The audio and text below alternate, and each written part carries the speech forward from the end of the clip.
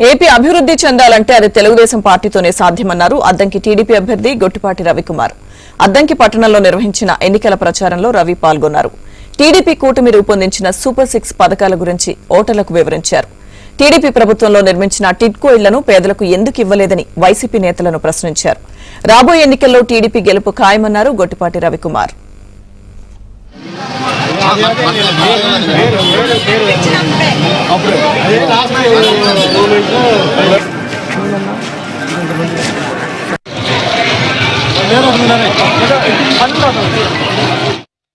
చంద్రబాబు నాయుడు గారు అట్లనే బీజేపీ అట్లనే పవన్ కళ్యాణ్ గారు కూటమితో ఏర్పడింది. ఖచ్చితంగా 175 సీట్లకు 160 సీట్లతోటి ఏర్పడింది అని చెప్పి కూడా మరొకసారి తెలియజేసుకుంటూ, ఖచ్చితంగా ఈ ప్రభుత్వం కూటమి ప్రభుత్వం ఏర్పడిన తర్వాత అందరి సమస్యల్లో మా సమస్యలా భావించి అందరికి అందుబాటులో అన్నింటిని కూడా తీరుస్తాం. అదేవిధంగా చాలా మంది ఇప్పుడు ఈ వార్డులో చాలా మంది యువత చదువుకున్న యువకులు చాలా మంది అయ్యారు. నాకు అన్న రేపు ప్రభుత్వం వస్తే ఉద్యోగాలు ఏమంటున్నారు. ఇవాళ చూస్తే ఇండస్ట్రీస్ మొత్తం కూడా ఈ జగన్ రెడ్డి వచ్చిన తర్వాత మొత్తం కూడా తరలిపోయినాయి.